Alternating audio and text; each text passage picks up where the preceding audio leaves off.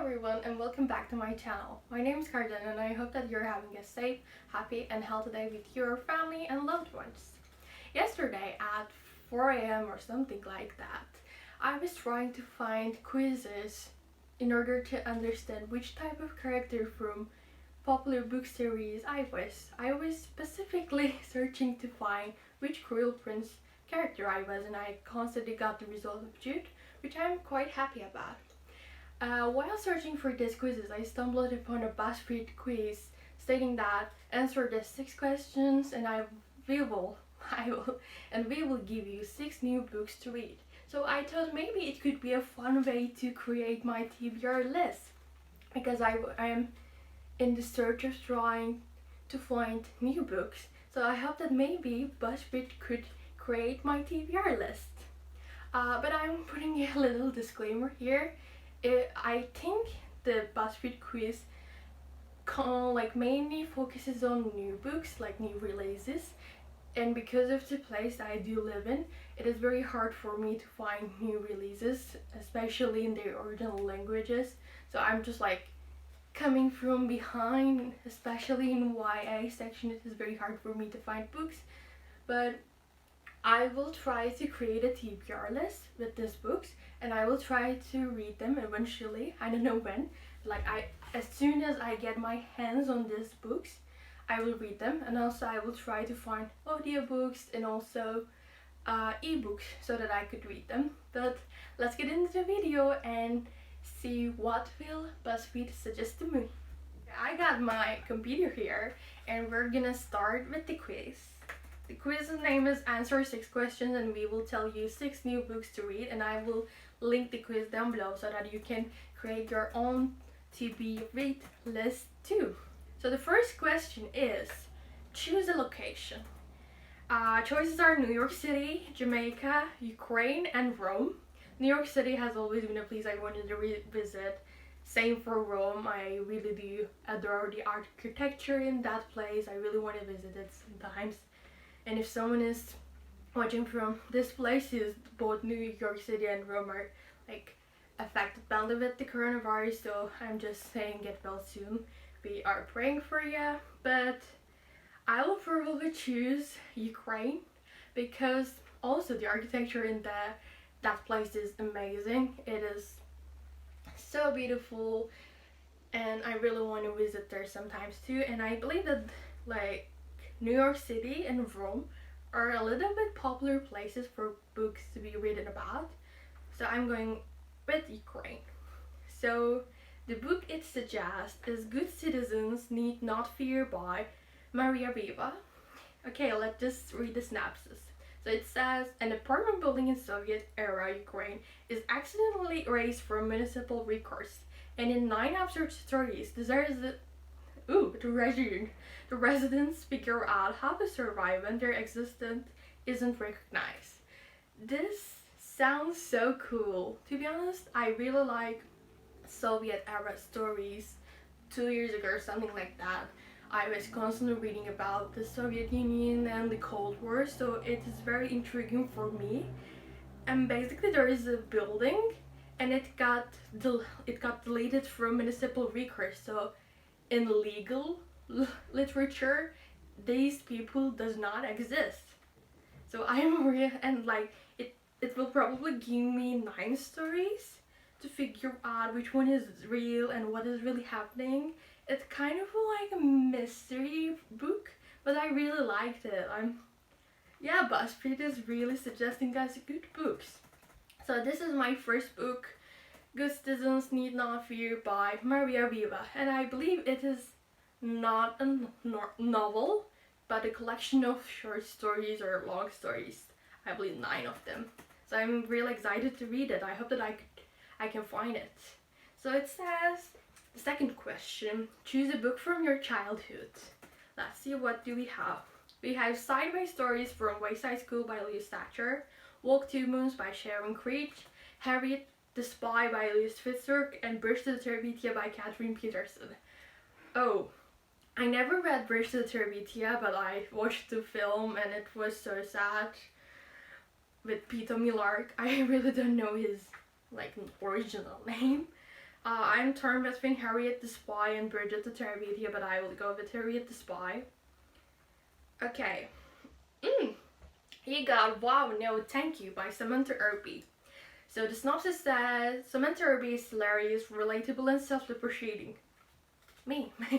Especially in her third essay collection, which delves into life's awkward moments like trying to make friends as an adult, or when Crohn's disease interferes with her social life, and the ignitions of aging.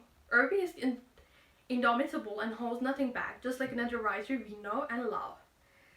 Okay, so I believe it is a collection. I know Samantha Irby. I think it is a collection of essays, and I'm really glad that Buzzfeed actually suggested me this book, because not always, but I believe for 2 or 3 months I wanted to read a collection of essays kind of book, and I'm going with this Wow No Thank You by Samantha Irby. Let's just move on to the third question. Okay, it says choose a TV show: Grace and Frankie, Fleabag, The Affair, and This Is Us. I really have no idea what these series are about. I didn't watch any of them. I'm gonna go with, I don't know. I did go with Fleabag, and I'm just giving you the suggestion about what the Buzzfeed has for me. So it says you got Writers and Lovers by Lily King. 31-year-old Cassie Body is grieving her mother's sudden I cannot read. Sudden death. I'm sorry. Her mother's sudden death, recovering from a love affair gone wrong, and trying to finish the novel she has been writing for 6 years. While she watches her friends get married and start families, she is waiting tables, living in a shitty apartment, and clinging to her dream of living a creative life. But when she falls for 2 men at the same time, her pressurized position shifts into a full crisis. Oh, I believe we have a writer here who is very bored of her life, and she feels like everyone surrounding her is moving on with forming families and stuff. So it is a story about that. I'm not very intrigued, like I'm not, oh, this sounds so good kind of vibes, like the first book had me. But I will try to read it. It looks promising, to be honest, and I really like the cover too. Liking the cover is not an option, like I know you shouldn't base your opinions about reading a book according to their cover. And I like the cover, I just wanted to mention it, don't come at me. So the third book Buzzfeed suggests is Writers and Lovers by Lily King, and it's a novel. So that's good. We have 1 essay collection, 1 novel, and 1 long story series. You're good. So the fourth question is, you're the underdog in a righteous fight. What are you up against? Ooh, it's big agro business, the federal government, a national disaster in Silicon Valley. This is question. I couldn't even talk. This question is good. I would say the federal government. And we got The Night Watchman by Louise Erdrich. Let me read you the synopsis. Erdrich brings us a story based on the life of her grandfather, Patrick Gornu.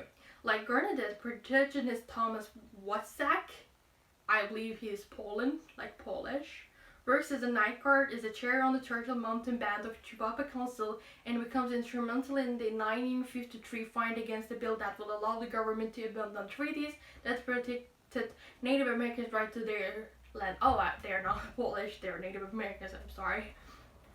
Tomas's niece Patrice works at the factory he guards at night and stretches her small salary to support her brother and mother while dreaming of abandoning the expectations she feels from the tribe and following her big sister Vera to Minneapolis. Erdrich is uniquely able to create a cast of distinct and lively characters in a world that is expensive but not overwhelming. And here she has done so in a story of power and prejudice, tradition and self-discovery, and a native fight against oppression that is as relevant now as it was in 1950s. This book, The Night Watchman, is about a struggle of Native Americans to fight for their lands. And when I was taking the AP as Government and Politics, I was so interested in that topic and really wanted to know about it, but I believe I just forgot. And right now, realizing the synopsis I booked, this book, I realized that I really want to learn more about this issue, so I hope that The Night Watchman by Louis Erdrich will help me find more information on that issue. So on to the fifth question, we have choose a vibe. So it is haunting, charming, heartbreaking, and magical. So I really don't like thriller and horror books. They're very scratching, haunting. We have charming, heartbreaking, magical. Heartbreaking could be fun, but a lot of the books I read this recently had like the vibe heartbreaking in them, so I'm not going there. We have charming and magical, and who doesn't love a little magic in their life? So let's go with magical. Ooh, I know this book. The excitement. So you got The Kingdom of Bag by Mary Lou. Let me read you the synopsis. I know that lots of people in the booktube know this book, but let's just read it. Set in the 18th century Europe, Nana Mozart hopes to become an acclaimed composer, but her father has forbidden her to continue her practice once she reaches a marriageable age. When the future of her young brother, Wolfgang, begins to look brighter than her own, she finds a magical stranger who has the power to make her dream come true, but at a cost. Lou tells a treacherous story about what it means to be forgotten. So, I really love Mozart. He is one of my favorite classical artists, musicians. I really love Lacrimosa. I really love lots of music he has created.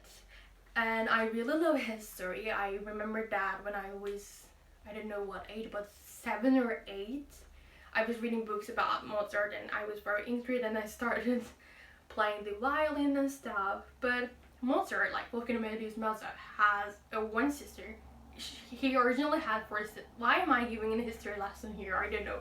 He had 4 sisters in total, but 3 of them died when they were little. So, like, Nannerl, Mary Ann, they call it, Nannerl is her nickname. Mary Ann is the only surviving sister of Mozart, and I am so excited to read about like, and the cover of this book is amazing. The colors are so beautiful and the story itself, for me especially, looks so interesting, and it is, I believe, very different from Mary Lou originally writes. Like, she had written stories like Legacy and stuff, and they were a little bit more dystopian, kind of similar to Hunger Games and Divergent series, but I believe The Kingdom of Bag seems a different book. So on to the last question. We have choose a topic. The choices are friendship, fate, labor rights, and gentrification. Okay. I believe these are just so random, like friendship, fate, and labor rights. But let's see, I want to go with gentrification. Oh, I know this book too. The book I got is The City We Became by N.K. Jemisin. So let me read you the synopsis of it. Jemison's riveting urban fantasy imagines a New York City come to life, literally, through a human avatar who must protect the city from an ancient evil. But when one avatar isn't strong enough to withstand the battle, 5 people, one from each borough, are asked to become avatars and join in the fight to save the city.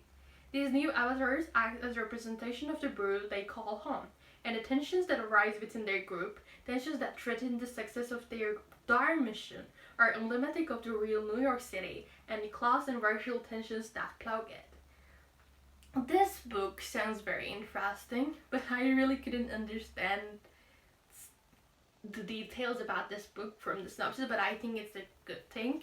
I really love going into books without knowing so many details. I really love like searching for clues and understanding as I read the book, but I really got like Avatar, Airbender kind of vibes from this book, but I'm sure like it has nothing to do with it. But yeah, the last book Buzzfeed suggested me to read is The City We Became by N.K. Jemisin. I really wanted to do a cool turn, just like And that was it, guys. Yeah, I did it. I hope I did it. I probably look so lame, but that was it, guys. Thank you for watching this video. These were the 6 books, the Buzzfeed community, the Buzzfeed people, the Buzzfeed writers. To be honest, just one writer. I really forgot her name, but these were the 6 book BuzzFeed suggested me to read and add to my TBR list. I hope that you like this video and hope to see you in future videos. I was going to say songs. In videos. Bye!